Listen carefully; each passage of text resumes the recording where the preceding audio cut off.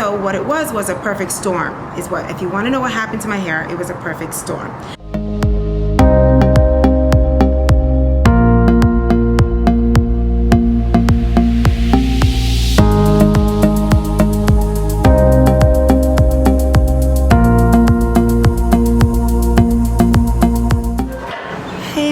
How are you today? Okay, so I have a few things I want to do. First, I want to just get a short video out and explain to you why I believe rice water damaged my hair, and just redo that video again, even though I think I have already done a video like that. I'm going to do it again, okay? So I have some notes here, and I want to let you know that, first of all, thank you so much for subscribing. Thank you for coming back. And if you hear noises, it seems to happen as soon as I turn on the camera, so bear with me. Anyway, what I'm going to do is I'm going to try to condense the video that I did before, because I've had so many requests of doing that. I've had some wonderful responses of the Christian stuff that I talk about. When I talk about, because at the time that I did that video, my mother-in-law had just passed. Obviously, I had a lot on my mind, and I was trying to cheer myself up and just be joyful, and it ended up being a video that actually was a little longer than I wanted it to be. I should have known that the rice water video was going to be a bigger video, and it turns out that the bigger videos are always the ones where I'm relaxing and I'm trying something new and I'm just chilling, and I get the complaints that I'm taking too long to get to the point with the people that are not used to my channel. So I will redo this video just like I did with the black seed. That's the last time I did that, actually. And I'll do my very best to zero in on what I think happened. The problem with this is, when you're doing a hair journey, you're learning as well as you're sharing as you're learning. And I moved, I had a really, really crazy year last year, and there's some stuff I haven't even shared yet that I've gone through last year. And that video I did right after my mother-in-law passed away, and I said the absence of her body was the presence with the Lord Jesus, is what we believe. So I'm glad I got that out in that video. But anyway, so I'm going to try and condense it, but I'll just be quite honest, is that it's hard to tell when it's something like a setback like that. It's over time, and it's hard to tell specific dates and times of what you did. And you know, you kind of, if you knew it, then you would stop doing it, right? So you wouldn't let it go that far. So it's after the fact that I look back now, I'm like, something happened. When did it happen? How did it happen? I'm still figuring it out myself.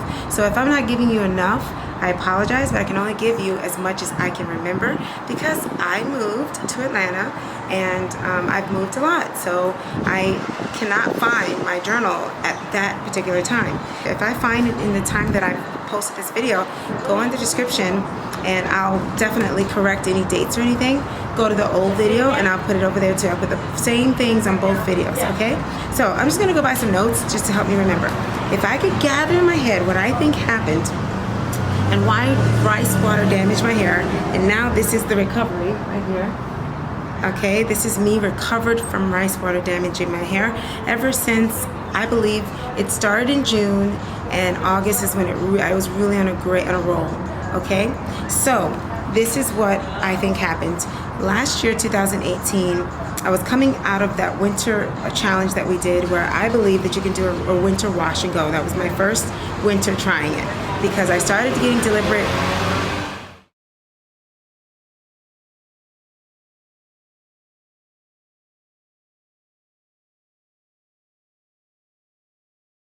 Any times that you want to know specifically are going to be in the description, okay? All right, so I did that. It was 2017 of May that I started being very deliberate with my hair, and I started sharing things with you, and the growth oil that I loved, and all of that stuff, right? And so 2017, I'm going into the fall, and I decided to do a winter wash and go challenge. I come out of that in February of 2018, the beginning of the year. So far, so good with my hair. But I started looking into, I remember when I came back, I went to see my daughter because she was having my first grandchild in the Netherlands. And when I went there, I was on a great regimen, and I was going to have y'all go with me there and show you my regimen. But the water situation was different, and I've shared that with you because I wasn't able to continue the way that I did my routines. And the way I did my routine is that I saturated my hair every single night from the beginning of my journey. And that's a lot of water. And that's okay for me in my own house, but when I went to my daughter's house, I didn't feel right doing it. But when I did wet my hair, it was cold. later on I realized that even though when I did wet it and it was kind of moist, it was cold wet. Cold, cold, cold, cold, cold. And so later on I found out with this low porosity that I really need heat. Even if I do get water, if it's not hot and I can't steam it, it doesn't really help me. In fact, it closes my cuticles, it shocks them. So I feel like the combination of being in there for 10 days, of not being able to do my wash days and get the moisture in my hair the way it should be, starting there, I came home and fell in love with rice water. I was one of the first to notice that rice water is perfect for our kind of hair because it goes into the shaft and it stays in there and it's very healthy. I knew there was a lot of protein in it, and I knew it was strong and it was great. All the qualities fit what we needed in the African kinky curly hair community, right? So because I knew that, I shared that with y'all. I remember talking about it a lot, and I started using it when I came back. I remember using it around April. So March and April, I think I was playing around with using rice water. March and April of 2018, last year. And remember, my whole thing was it's ironic that today I have my hair in this cast because I haven't had a cast in a while. But I'll explain what I did with this in an upcoming video. But my hair, I always believed it should look like this. It should have a cast, and that's what protects it. So I have my honey deep conditioning honey mask in here. You can get it from ayurvedicgirls.com if you want to. I have all my products in my hair and my gel, and I did something really different that I'll talk to you about in the next video. But I just happen to have the cast now. This is what I believed your hair should look like. And at the time, it was looking like this. But it was starting to get thinner and thinner and thinner in the back. And I didn't quite realize that. And then I noticed I was losing steam, and it was looking bad. My husband said that. And then finally I faced it when I started noticing my hair falling out in the sink. So what I was doing, if I can remember correctly, is I had already had a henna treatment that I was doing. I think I did it every other week. And that was what I was doing at the time because I was really deliberate. And I was alternating it with the rice water. Sometimes I would do the rice water a few times a week because I thought it was so wonderful, right? And my wash day routine that was before the one I just did talks about using my rice water. I even talk about it there. So we can go back to that video if you want to know how I use the rice water. But I made it a part of my routine. I explained how I did it, and I was doing it very often. And if I can tell you, I think I was doing it at least 2 to 3 times a week maybe.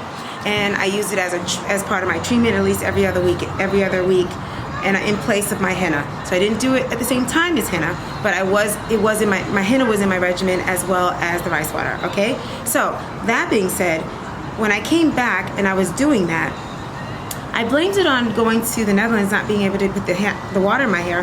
But when I really stopped to think about it, it wasn't just that. It was a number of things that led up to it, and then the rice water just knocked out my hair. So I came back with drier hair. I have a picture of my hair in this big afro. It's as long as it is now. Maybe it's longer now than it was before. I had reached this wonderful place with my hair, and I was so proud of it. And it was really puffy, and it was drier, but it was really beautiful. And that's when I came home in February. Then I was doing this rice water thing, I was doing that. And I was so proud because I wanted my hair to look like this. I wanted to be a cast. I was big on casts, right? So the reason why I couldn't tell that my hair was getting worse is because it was very straw-like, but it looked good in a cast. And you all said it looked good. I thought it looked good. It was in the cast that I was talking about. But it wasn't just a cast that was going on. It was actually becoming straw-like. So right now it feels kind of harder, like right now. And so how would I be able to tell if I have protein overload right now? I wouldn't, because I'm wanting this feel, right? So that's why it took a while for me to realize what was going on. I was blaming, so I came back home and I started noticing in about, I guess, March, April, I started noticing stuff falling out in the tub. And I thought, oh my goodness, I have a product line. I don't want people to think, how in the world is this happening when I have a wonderful product line? Is it my products? I'm like, it can't be. So I got nervous. I didn't know how to deal with it, and I just kept letting it go. Then I started realizing it wasn't my product line. I looked up some videos and I saw another girl, Minerva Joy, I think her name is, and she was talking about, now I could leave her name down there, she was talking about how she had rice water damage. And I listened and I saw some other ones, and I'm like, oh my goodness, that's what this is. So what it was a perfect storm. If you want to know what happened to my hair, it was a perfect storm. I started off with dry hair, then I added rice water, and then when I saw that my hair was falling, I was like, oh my goodness, my hair is weak, let me put protein. So then I started doing a protein treatment to make it stronger, and then when I saw those videos, I realized what was going on, and then I did a bentonite clay, and and I went through a journey of trying to undo it. That's what happened to my hair, okay? And I redid my whole thing. I kept it simple sweetie. I started a new wash day routine, and now I have a new wash day routine. And I have recovered from the rice water damage. And I'd like you to look at my other videos to see how I've recovered, how my hair got thicker. Cutting my hair was the best thing I could have done because I ended up cutting that. And I started a whole new thing in June. Then I started getting better in July, and by August, and when I got to Atlanta, I started a whole new regimen. And I have a video on the 10 things I think have made my hair fuller. My hair has never been so full. It was a blessing in disguise that happened because it forced me to cut my hair. My hair is fuller, I have a better routine, it's just much better. So I just wanted to get this out, let you know this. My camera's dying, so I can't talk anymore, and I hope that this helped answer the questions, okay? I love you guys so much. I'll see you in the next video.